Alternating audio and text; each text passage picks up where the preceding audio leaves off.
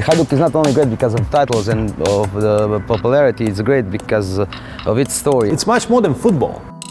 Football is just a game, and Hajduk is a football team, but its main victories, its biggest victories came off the field. Hajduk is embodiment of the idea of resistance.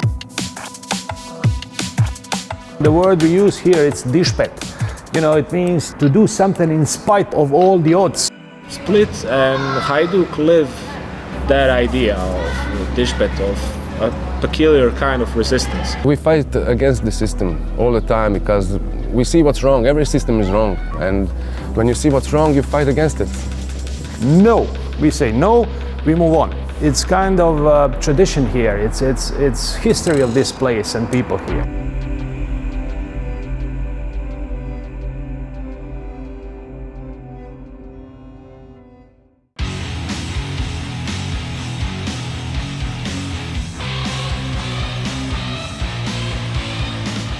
Due to its location, Split was always kind of pinpointed as a point of interest to a lot of different cultures who passed through this part of Europe. We had Romans here occupy this area. We rebelled and said no. Then Byzantines, no. Venetians, no. You know, Ottomans, no. I think when you go through the Italians, Ottomans and everyone who tried to take this part of world, you can see that it was always a part of Dispet in all of those stories. Well, you had fascists. Hajduk decided to be a club of resistance during the Second World War. They were offered to play in Italian league. They offered to build a large stadium in Split, jobs and money for players and their families. They had the idea that the club should be well suited as a representative of the fascist Italy. And Hajduk said no. They instead decided to disband temporarily. The club actually ceased to exist. Their first team went to fight against the Nazis. When you have so many different rulers trying to impose their ruling on your local community, it's not really weird to have a developed sense of resistance. The name Hajduk itself, it's some kind of rebellion against the government. Hajduk is a domestic word for guerrilla warrior. It represents fight against the system, generally, that word. When Hajduk was founded, its crest had old Croatian insignia. You can see it here, this red and white checkered board. And it was banned, and Hajduk didn't give up on that crest. So they played for 30 years without a crest, and everybody knew what the crest was. Those are kind of things that connect inexplicably this town and this club. And that's why people live with it, actually really live it. Since the club was founded in 1911, it's considered to be one of Split's symbols. Hajduk is something more than football club. As a city, it was oppressed, and the only constant throughout that time was this club, Hajduk. It's a religion, actually. The people here said this is a religion, not a club, and this is true. Club is what represents us. That's us on those stands, and that club is what we are proud of. It's ours. If you go out on a street, you see the logo from the club in all of the walls. Even street musicians use Hajduk in their songs or their instruments. Here, they are completely fanatic about Hajduk. You invest your time, your money, your love, your emotion, and you're not asking for anything in return. That's love, I think. It's a religion. It's not a club. You have also seen many murals in the town at the buildings, 1950. Many visitors from abroad, they asked me why 1950.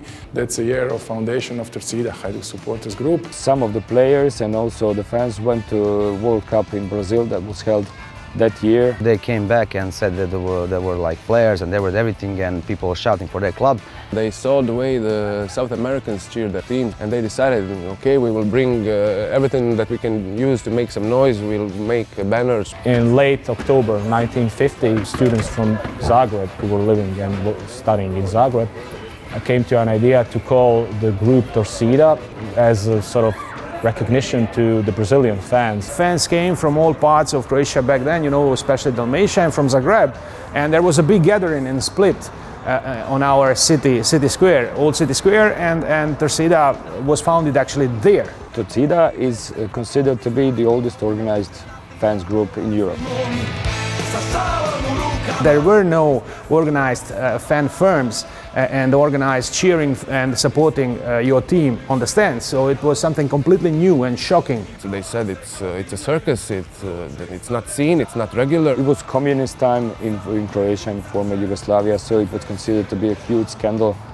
So even the name Torcida was banned. The group had to be disbanded, but the vocal support and the idea of continuous support towards Hajduk remained. That's what Ultras represents, I believe.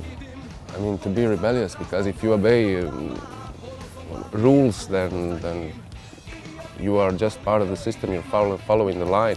Humans generally are not supposed to follow the lines. You're curious, you want to go here, you want to go there, you want to do stuff that make you feel good, you know.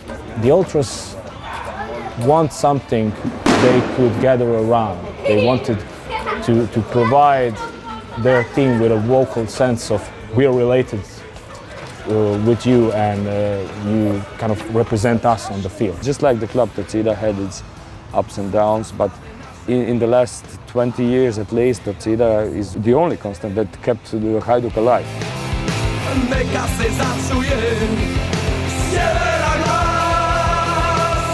Torcida was founded as a support ultras group for Hajduk Split, but it became through time something more. It became something that gathers people together from all different kinds of life. It became a project, it became a movement in Croatia. You have people from different social environments, you know, with different ideas of life and everything, but once you reach that stadium, it all just vanishes. You're all there because of the same thing. So you can sit next to another guy and talk to him that you couldn't meet by chance in normal life, but there on that stand you are equals, you are friends, you're companions.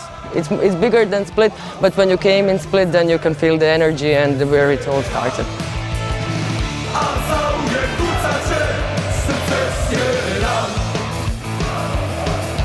In 2011, when the club was supposed to be bankrupt, That's when the fans decided to kick in. And they took the matters into their own hands. General public got tired of politics ruining up the club, and we got ready to make that step to take the club back to us. First, they insisted on a code of conduct that should be implemented into the club. For that initiative, it kind of just went further. Naš Hajduk was officially formed in 2011. Naš Hajduk, basically it means our Hajduk. And Naš Hajduk represents that, reclaiming what's ours. It is founded from Torcida. To protect the club, to protect our club, the idea of the club that we wanted. What we do is organize elections for supervisory board of the club. Every member of Hajduk can participate in those elections and choose candidates of their liking. You pay your year fee, you have a vote, you choose who is going to lead that club, and you know who is responsible. They don't have the idea that they should run the club themselves, but instead choose the best people available who can do the job properly. You have to be transparent in everything. You have to show everybody that there's only one way and there's no compromises. Of course we want sports results, everybody does. You know, you play football to win, not to lose. But we don't want to reach success and sporting success in any way. We want to do it in our way, you know, clean way, honest way. Because if not so, it doesn't mean anything for us.